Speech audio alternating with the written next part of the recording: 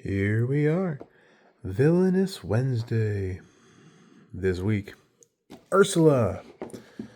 This one I've always liked, although I hate going up against it. You can actually lock your opponents out of winning, lock your opponents out of stopping you from losing. It's a fun concept. But first, let's go over the locations. We have Ursula's lair. We have Eric's ship, the shore, and the palace. Now, as you can see, there are these 4 types of cards here. These are contracts. These are your best friends when it comes to taking out heroes, which you will have to do. You will probably have to do it more than once, if not, numerous times. But there are a lot of cards that are going to help you in this one. As I said, this one's very fun. You need to get the crown and the trident to Ursula's lair. Now, as you can see, there are lock tokens in this one. The fun thing about this one is if you're to play change form, the lock token just moves. That's all it does. So when there is a locked area, you can't go to it. You can't do actions at it. Keep that in mind. So let's move this back over here. So you get 3 of those change forms. But you can also grow giant, which can let you reach over and do any action at an adjacent location, even if it's locked. So that can be helpful. All right.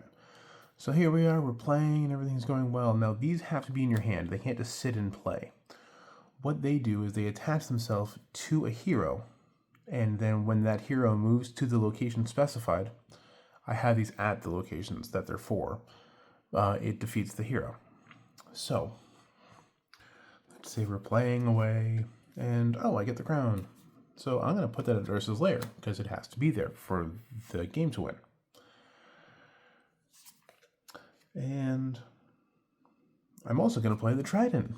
I'm almost there to win, so I'm going to put it here. There's a reason.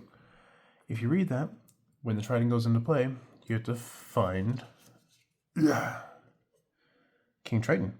He goes to the location you played that at and takes it. Now, you need to have that trident over at Ursula's lair, which is going to be difficult now. But so, you play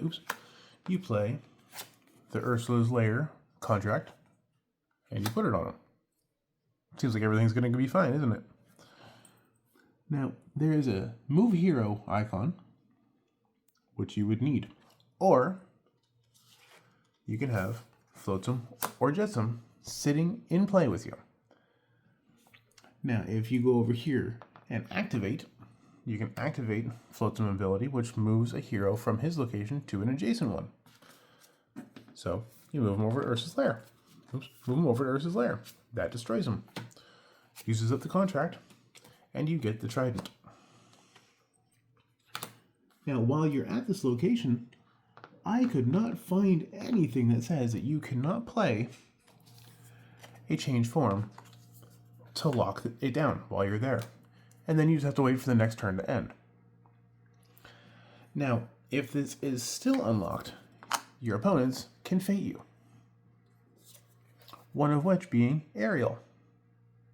Ariel's a fun one. She goes into play here. She can take any unattached item.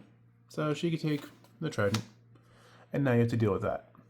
Or she could take the crown, and you have to deal with that. Not exactly fun. So then you have to move her over with a contract on it, take it out, and then use the move icons to move her down, move the item back into Ursula's lair. Or, while she's here holding the item, you could throw the Ursula's lair contract back on her, assuming that you've got it back in your hand. Hit her with a whirlpool. Move any hero to any unlocked location. So you're going to want to hang on to those in your hand, keeping it there so that way that happens again. Now, should there be any opportunity where you happen to be in this location, in this scenario. Your opponent fates you. Let's say you're here, just for Pete's sake. They fate you, and they hit you with a Grimsby. Grimsby moves the lock token. You now have to move the lock token back over, to move Ariel back over there to get the trident, and then wait for the turn to end again. There are so many things that can happen on this board, and it's great fun. Or it can be horrible, because there are many fate cards. I've only shown you 3, but there are items, actions, and a lot of heroes. So you need a lot of actions. You need a lot of everything, which is why the Grow Giant is so popular, which is why changing forms is so popular, moving heroes is so popular. Keep in mind, these are your only 2 allies. You're not vanquishing anything. You need to keep moving them around and making sure that you can get your contracts back in your hand. Choose an item or effect from your discard pile and put it back in your hand. You're also going to need this. This is a very, very, let's call it a play hard, I guess.